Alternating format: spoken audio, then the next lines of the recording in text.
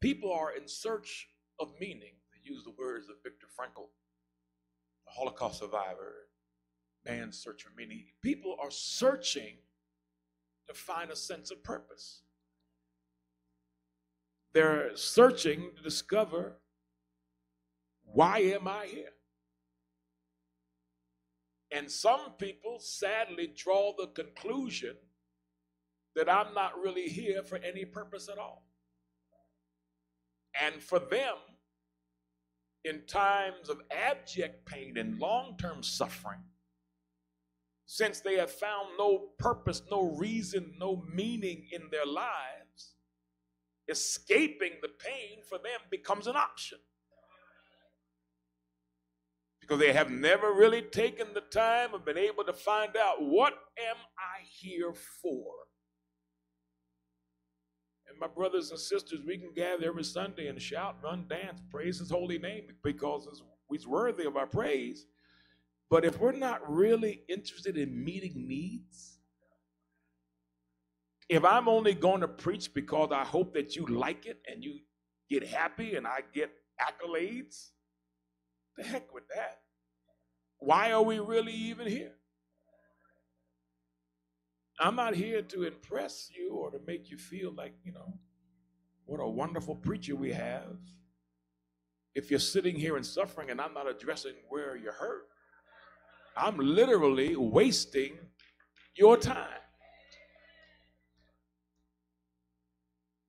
Using these cute little Christian cliches that make everybody feel better, but it's like living on dessert. Tastes good, but ain't no good for you.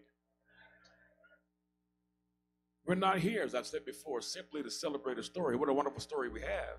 He died on Calvary, raised the third day for our justification. But we're not just here to just continually re-celebrate every week a story that we already know. I've said a number of times, once you have come to Christ, and once you have received him as your Savior, a salvation message is wasted on you. Because you don't need salvation. You already got that. That's like if you can only drive one car at a time, why is it then that you feel you have to have a second car when you already got one that you can drive? Giving you a second car is wasted. You already got a car. You're already saved. So preaching about getting saved to save folk is wasted. That's not helping save folk. Now, unsaved folk who are normally in the minority, well, some would argue maybe not, but for the sake of the conversation today, in the minority, well, yes, that benefits them, but the discipleship message is more beneficial to the body. Discipleship means you deal with issues.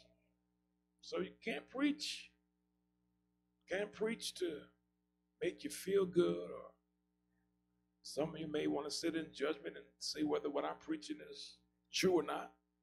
God bless you. But I don't preach for you either. I happen to know what I'm talking about. We here are freed people. And we're freed people who have been set free by Christ. And our call is to reach others who are in bondage and let them know that true freedom is available. Why should I care? Because the scriptures are clear. When Cain killed Abel, God says, where's your brother? He says, I don't know. Am I my brother's keeper? And the short answer is yes. And then when this young man wanting to justify himself to Jesus says, what is the greatest commandment? Because he figured, he would know what that was. He had the answer. You know, the smart aleck in the class, the smart aleck who always asks the question that he knows already the answer to when they ask the question in class, so that he can or she can make themselves look good to the class. And so the guy asked the question, knowing what the answer was, and Jesus said, well, how do you read it? And he said, love the Lord your God, all your heart, mind, soul, strength, love your neighbor yourself. Yeah, man, that's right. Then, wanting to justify himself, said, well, who is my neighbor? And then Jesus tells a story about two enemies, one a Jew, one a Samaritan, and how this person happened to be going down Jericho Road, which was a dangerous road in that time, and got beat up.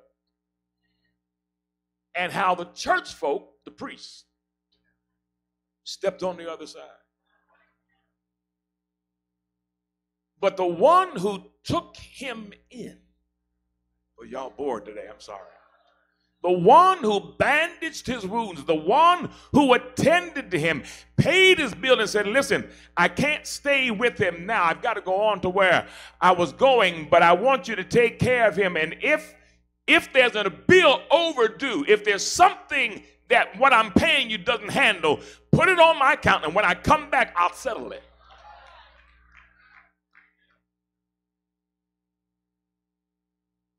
And so when he asked, so which one was the neighbor? This young man growing up in that culture couldn't bring himself to say Samaritan. The only thing he could mutter was the one who showed him kindness. He couldn't even let his lips say Samaritan. And Jesus told that story to say to all of us, being a neighbor is not just to someone who you like. But y'all don't like that, do you? But being neighborly means even those with whom you have disagreement, you are still called to meet their need.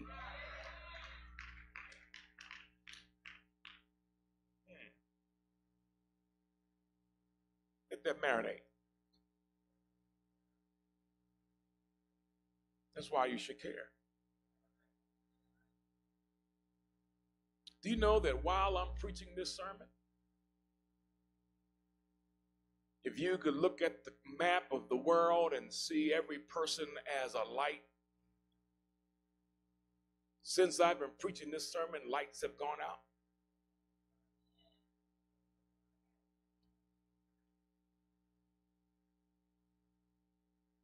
Since I've stood up this morning, people have killed themselves.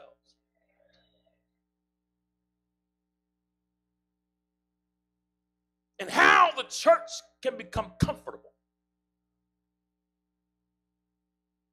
with how some folk give up on life amazes the heck out of me. In what universe is it okay for a young child struggling with sexual identity, being bullied at school, being called sissy and faggot and all other kinds of demeaning things, how is it that we're comfortable with that child ending his or her life? Just because we don't like their lifestyle. Aren't they still human? Aren't we called to care? And your saved, sanctified, filled lifestyle may not be so much more holy then. Okay, let me move.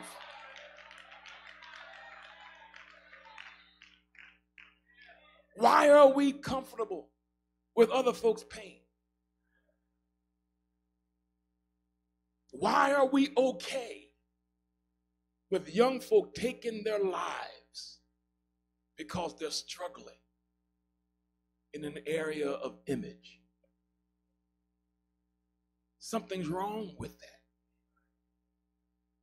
And the church has to be the ones who come alongside to be those who love, not kill.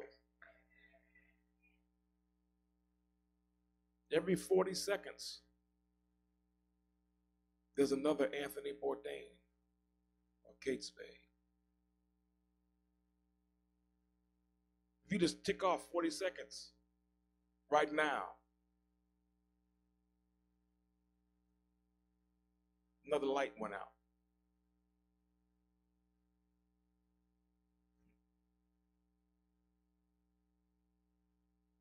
Anxiety disorders, which are the most common form of mental illness, affect 40 million adults in the U.S., or almost 20% of our population.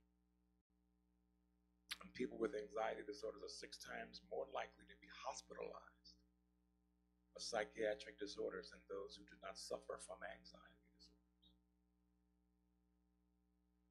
And I know maybe this is too far in the weeds for some of you, but boy, but when it's your child, then it gets relevant.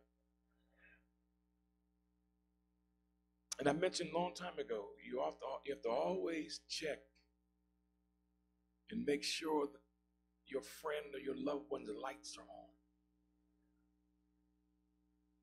Because oftentimes the light goes out in their eyes.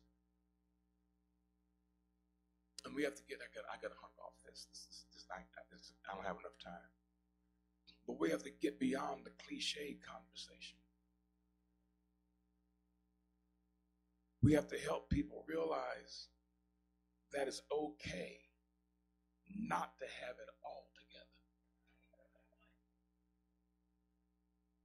Because otherwise they will never be comfortable enough to ask for help. So why deal with this? This is depressing. No, this is just truth. There are people around you who work with you in your families who have had dark moments in which it crossed their minds. If this is how I got to live the rest of my life, maybe the rest of my life ain't worth living. They just haven't said it to you.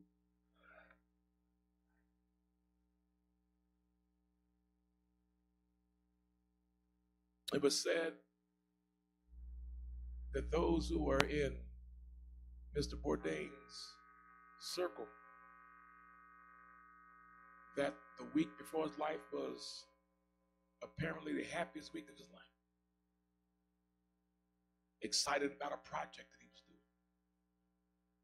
Happy about how things were going in the film and production. 1 week later, they find him in a hotel room.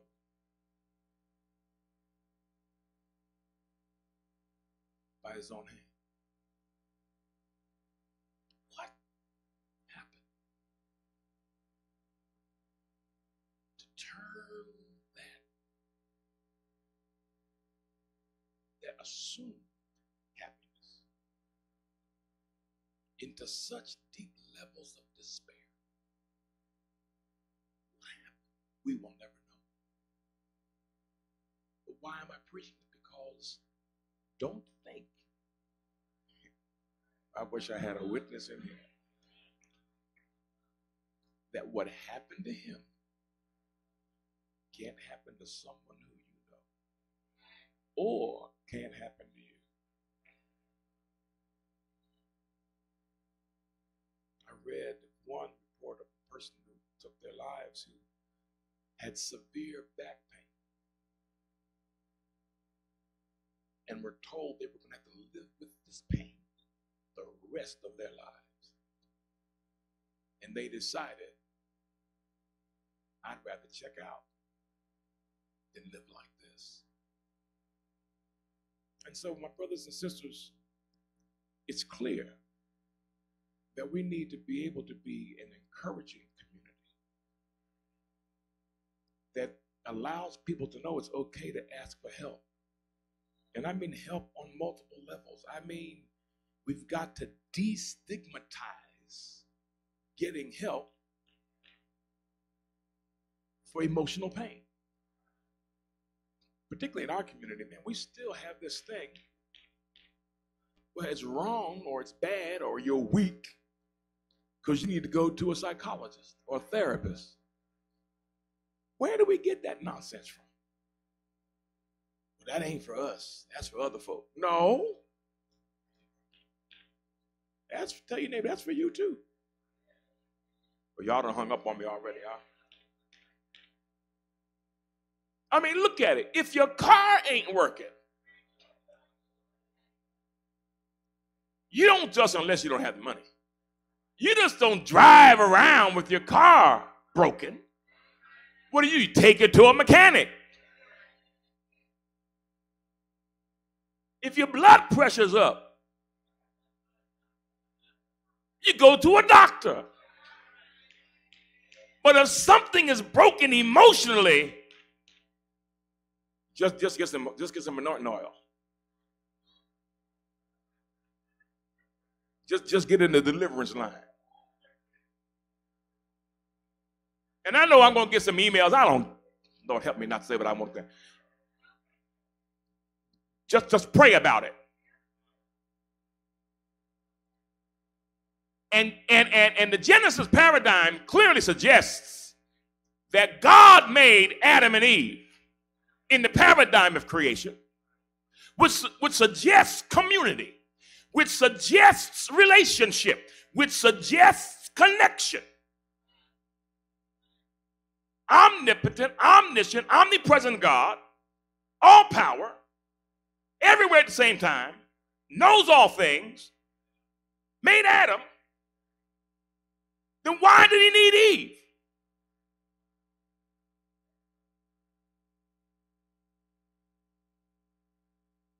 Why did he need somebody to connect to?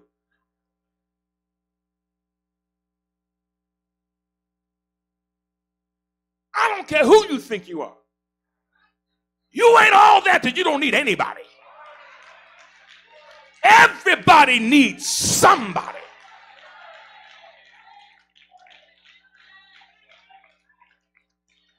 Get off your high horse. I don't need nobody.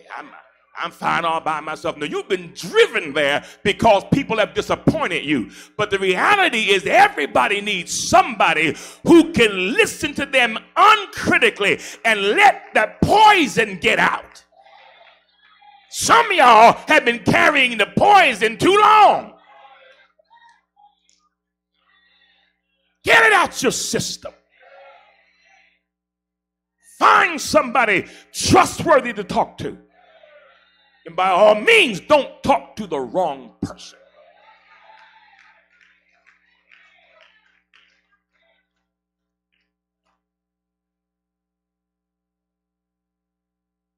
Because you don't need someone spreading your stuff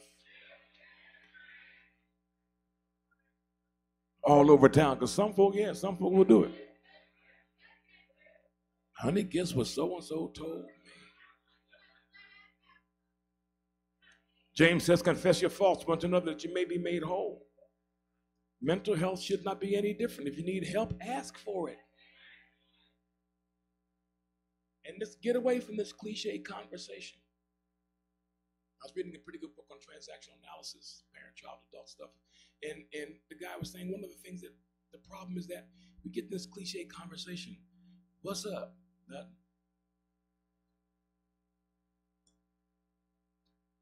How you doing? Okay. You good? I'm good. But we don't ask the questions with meaning. It's cliche.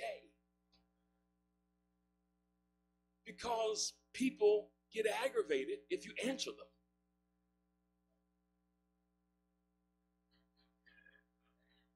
How you doing? Well, man, look. I got some stuff going on. I'm facing this, and my kids drive me crazy, and my job this, and my spouse that, or my children this, and whatever that, and that person's in like, I ain't really mean for you to answer. I was just asking.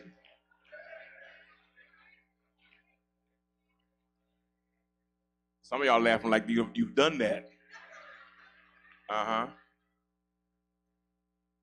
But this author is saying we have to get to gut level conversations, questions that are deep. And so when you're asking, how are you, that significant other has to be able to say, how are you really doing? Particularly when someone has gone through a traumatic experience, you've got to care enough to not think about yourself and not think about the reflection what they're going through has on you, but to ask them sincerely, how are you holding up? Are you really okay? And if you sense that they're lying to you, no, I'm good. Show up. Knock on that door. Get on their nerves. Let them cuss you out. Told you I'm okay. I don't need you. I'm here anyway. Because I'm not going to be satisfied until I put my eyes on you and let you look me dead in my eye and tell me that you're all right. And if I don't think you are, I ain't leaving until you are. That's how you care. Not by, I pray for you. We're good at that.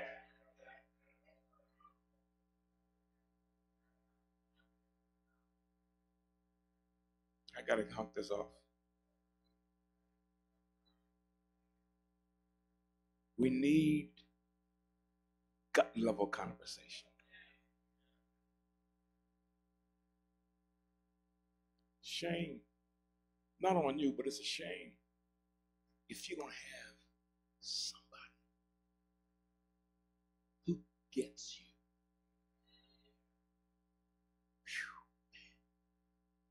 Whew. James, who you can be you with,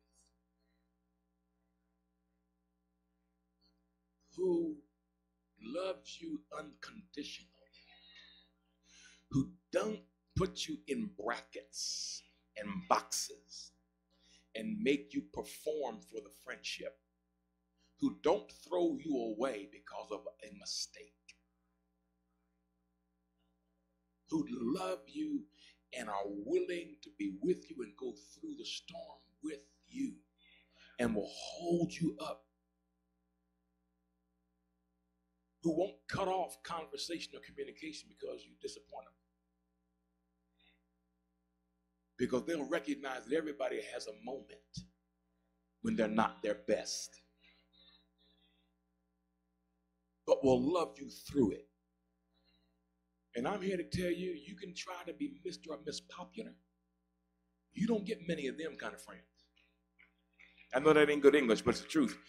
You get maybe 2 or 3 folk, maybe in a lifetime, who gets you like that, who has all of the information and will take it to the grave. Because with them, you've told them where the good is, the bad is, the ugly is, and they don't ever make you feel like you're less than, because they realize that they're serving you by listening.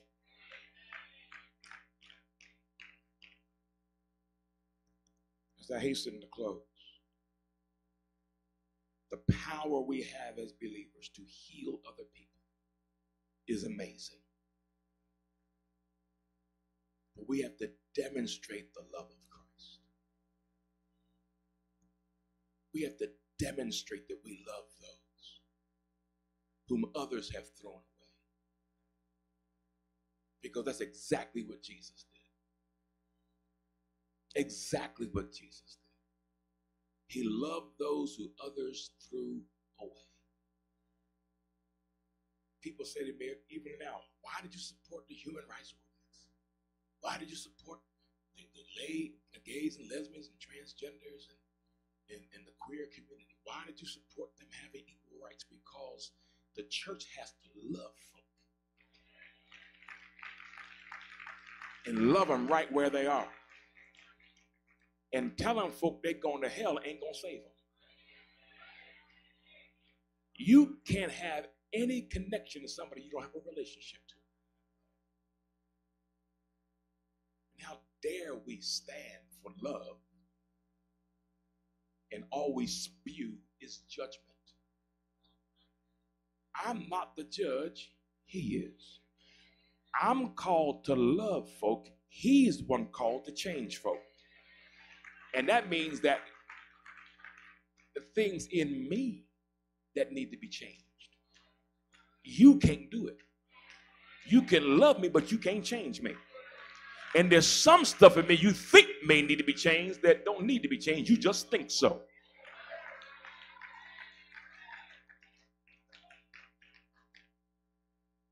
We are called to love.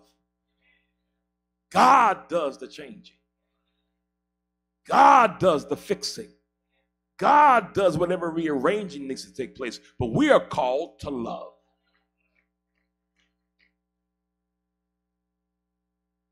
Thank you, honey. I'm trying. So how are we to care? By loving those whom we may even disagree with. By protecting those who are being bullied. By asking that young boy or young girl, how was your day at school? And listening to what they're feeling, not just what they're saying, because their nonverbals may be screaming something's wrong. And you can't bury your head in the sand hoping that you can unhear what you know emotionally you heard. You heard the words, but you heard hurt. You've got to be caring enough to dig a little deeper and say, well, tell me a little bit more. Because what doesn't get dealt with is not dealt with. And it piles up and piles up and piles up. And stress is like an emotional circuit board in your brain. Electricity is generated around the circuits. And if you don't dissipate the circuitry, don't dissipate the electricity around the circuits by giving the stress an escape, by discussing what's wrong, by dealing with what's wrong, that way the stress level can begin to subside. If you never have those conversations, the electricity continues to build around the circuitry, and the circuits can only hold but so much. And then when the circuits get overloaded, what do? They break down. And all it took was someone who cared enough to say, how are you really? Are you okay? Is there anything I can do? Here you go. I can do for you. And then say with meaning, I'm here for you. And when I'm not here with you, I'll be praying for you. And ask your neighbor, isn't that what you need?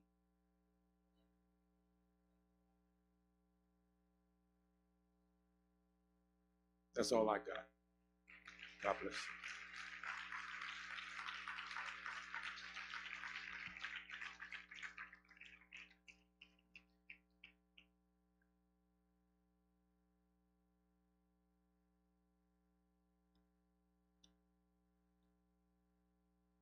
Well, I'm so glad you were so excited to hear this message today.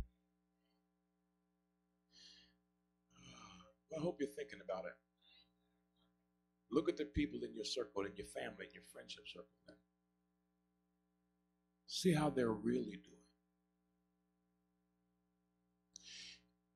And don't project onto others how you would handle it.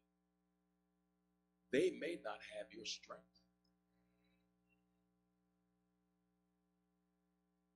I know it ain't bothering them because that ain't nothing to me. Yet there's nothing to you. But it may be something totally different to them. Because you can't project your strength onto them. You can't even project your faith onto them. It's an individual thing. In some ways, we're incredibly stronger than we thought. In some ways, we're incredibly weaker than we thought too. And that's why Sunday cannot be an escape time. Yeah, we can have a wonderful time in praise and worship. When it comes time to this word, we got to eat this. We have to ingest this. We have to let this become, as the scriptures say, incarnate, become part of us. And part of that is just taking inventory about what's true. Yeah.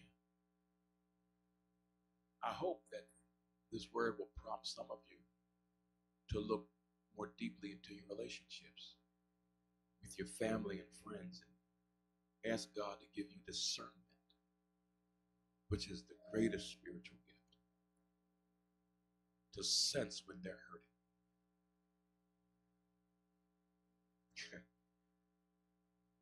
I was flying back last night. I'm sharing with my wife. I was flying back last night.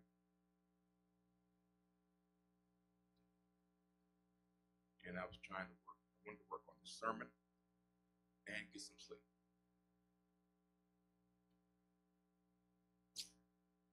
Anybody know God will set you up? So I get on a plane, and this young lady sitting next to me, I noticed that she came in late, so I helped her with her bag. And she kept fidgeting in her seat.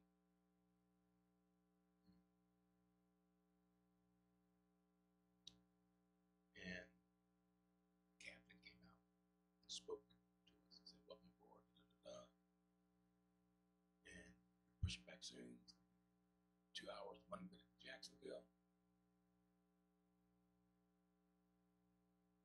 And I noticed that his talking to her didn't make her feel any better. So she put on some earphones and began, I guess, listening to something on her iPad.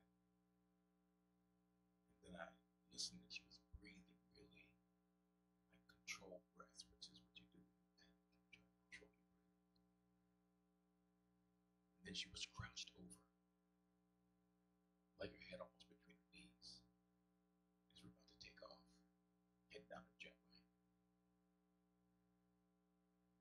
And I wanted to get some sleep, and I wanted to work with the sermon. But she was my neighbor.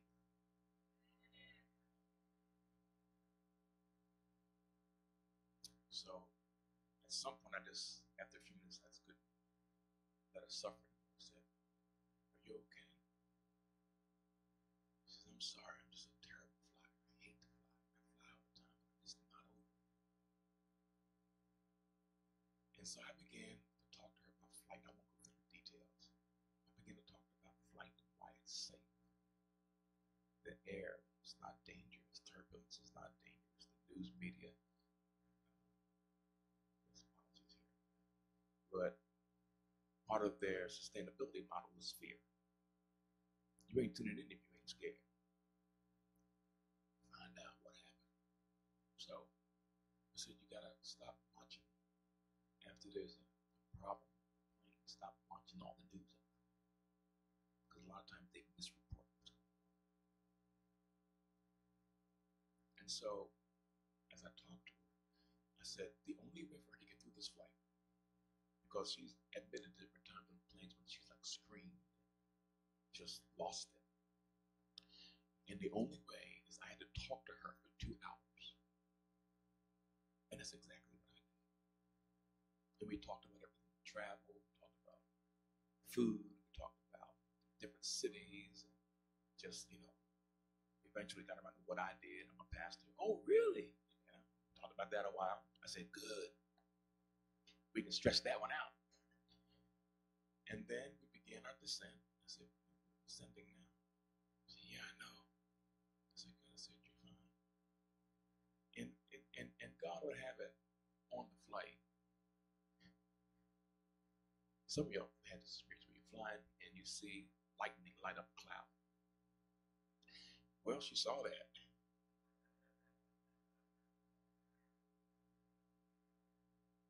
And I said to her, FAA rules that you have to be at least 20 miles from lightning. I didn't know that. I said, when you know the truth will set you free. And eventually we landed. And she got off the plane. She said, "John, thank you." I said, "My pleasure." She don't know my last name, because it ain't about me. It was about her, because she was my neighbor. That's how you care. That's how you care. It ain't about you. It's about being self-sacrificial. Did I need to rest? Yeah. Did I need to work on this? Some of y'all would probably say, yeah, you sure needed to. But what was more important was taking care of her. And I'll probably never, ever see her again. But maybe something that was dropped in her spirit may help her next time. And one of the things that we have to do too, and I told her this, I said, part of your problem is control. Because you're not in the cockpit. You're not. If the pilot was saying, okay, before every time, we're going to make a left turn now, then you wouldn't be surprised by left turn. You don't know. So we're turning. And I said, but the planes can't turn by themselves. I thought, let's go straight. The only time it turns is the pilot turns. And so, as we were leaving, it said, thank you. She gave me a sense that you've given me some information I can use now on my next flight. And she may run into somebody else to reinforce it. And I gave her a course that she enrolled in. And I said, now not much it is now. But I said, I used to be like you. I used to hate to fly.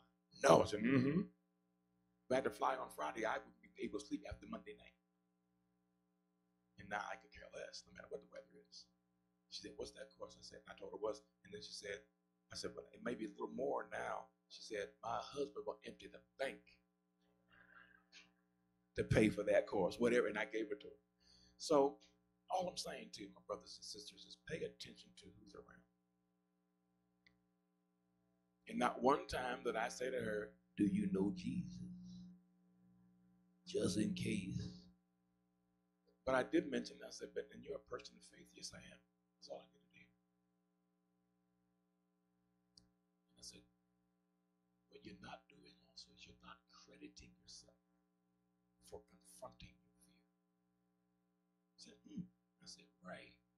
I know this is long, but it's worth it. Give me 3 minutes. I said, oftentimes people don't credit themselves. They're so busy berating themselves. If you had given into your fear, you would be sitting on this plane. The reason why you're sitting on this plane at 33,000 feet is that you have confronted your fear by being here. Credit yourself for confronting your fear. Give yourself a pat on the back. Appreciate what you've done for yourself. How many times have we not done that? We're so busy beating ourselves up, we never credit ourselves, or we think there's something wrong for self-compliments. It's okay to look at me and say, man, I look good today. Well, some of y'all probably do that every week. I don't always have those weeks, but every now and then I'll say, man, pretty good day.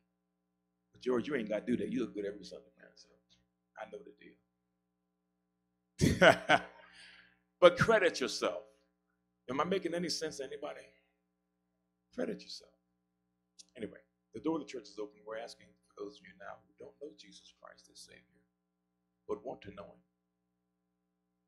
Because He's just that kind of Savior. He just wants to love you right where you are. Not try to love you based on other folks' expectations of you. Tell you what, you have to be this.